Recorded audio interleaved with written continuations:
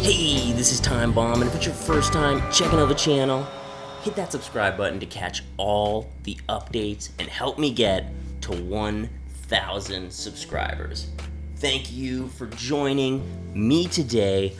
I'm going to do a breakdown on a cover 3 play that I've been using, and this play has been great to use to counter the Tampa 2 blitz out of the 3-3-5 as well that I use.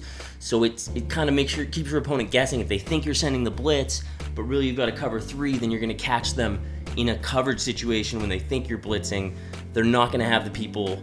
They're going to overcommit blocking basically, and you're going to have basically coverage all over the field. It's going to take a clever playmaker, plus you've got a spy to send in. Here's the play that I'm talking about here in the nickel out of the 3-3-5. Now what I do is I'll sub in Lawrence Taylor here. I'll have him as rushing on the right end, and then I'll sub in my user right here, just like I do in the other play, and then just have I have Kuechly here in the middle linebacker position. So I'll have those same substitutions in this situation, and I'm using this cover 3 sky drop. So we'll just use a random play. I feel like it's really versatile. It can stop the run. It can kind of do everything. Here's how it looks stock. So I'm always going to base a line and then put them into cloud flats. Sometimes I will switch it up and put them into hard flats because they might be trying to quick throw against the blitz. But generally we'll start with the cloud flats. And if I want to make it look just like the blitz, then I'm just going to hit the RB and then to the right on the left stick just to put that guy in the situations where he's blitzing. Then I'll just grab my slot cornerback and put him right there, and then just hover right over the middle, and then this should be able to generally stop the run. I've got a spy to send in, so they are running, so we're going to try to get it, kind of clogging the lanes. We'll be able to shoot the gap there eventually. Good blocking, a good player might be able to get a good run on you, and then that's when it's up to the secondary to jump in there and to make a good stop for you. Okay, I didn't even set up there. We were just talking as they were doing this one, so don't hold that one against me. So again, let's do that setup, just shifting him over to the right, bringing our slot corner in, maybe move in our safety a little bit, and just put them into hard flats and base the line.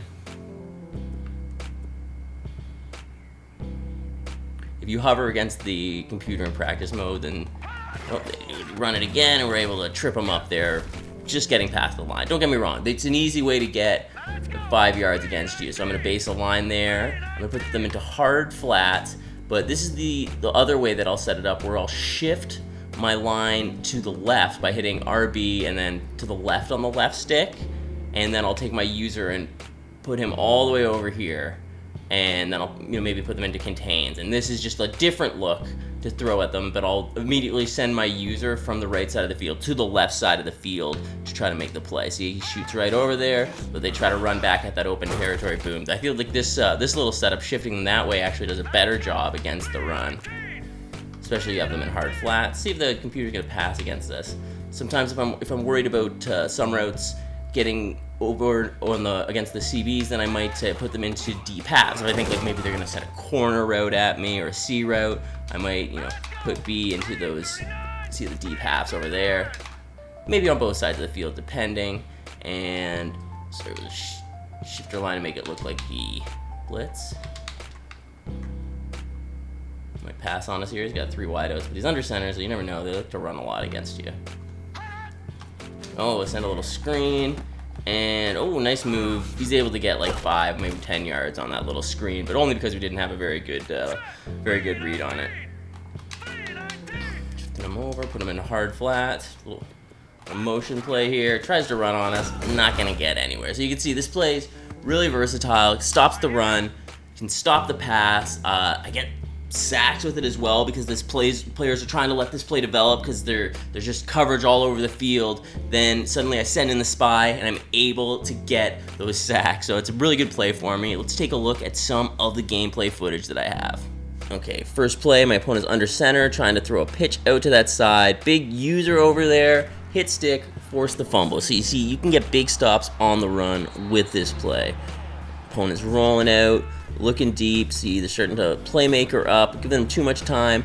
But that's exactly like I was saying. That's when the sacks are going to get in there. Pressure's going to get in there late, but it'll get there. You just got to lock down the coverage at first here, and then eventually it will get in. If they do start throwing, here it got in a lot quicker because LT is going to LT. But if they do get a bit more time, you should be able to start to get those picks. But like I'm seeing here, a lot of sacks. A lot of sacks are coming off this formation here. He's out of shotgun.